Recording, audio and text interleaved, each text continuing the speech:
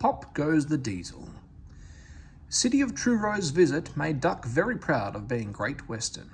He talked endlessly about it, but he worked hard too and made everything go like clockwork. The trucks behaved well, the coaches were ready on time, and the passengers even stopped grumbling.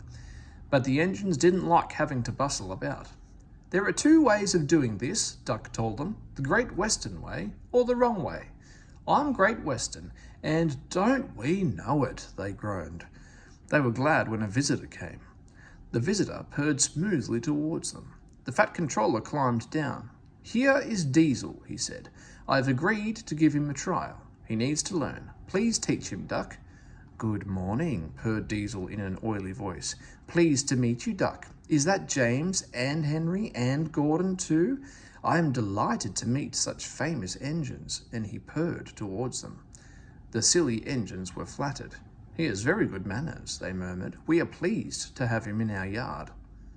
Duck had his doubts. Come on, he said shortly. Ah, yes, said Diesel. The yard, of course. Excuse me, engines. And he purred after Duck, talking hard.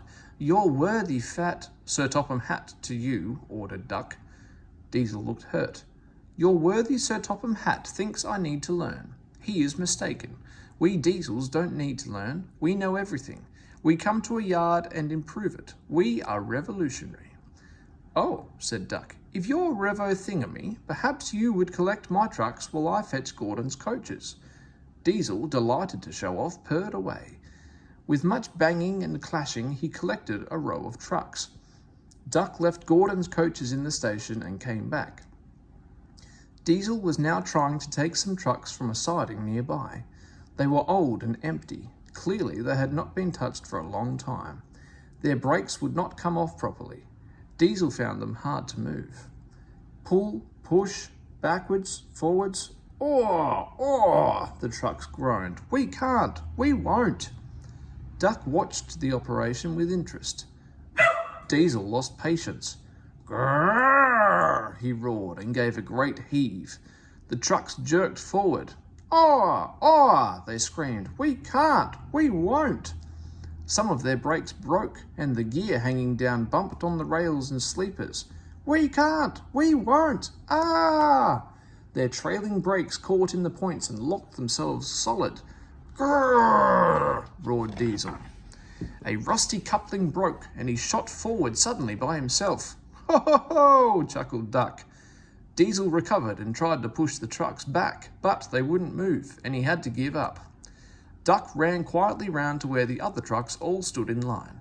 Thank you for arranging these, Diesel, he said. I must go now. Don't you want this lot? No, thank you. Diesel gulped. And I've taken all this trouble, he almost shrieked. Why didn't you tell me? You never asked me. Besides, said Duck innocently, you were having such fun being Revo whatever it was you said. Goodbye.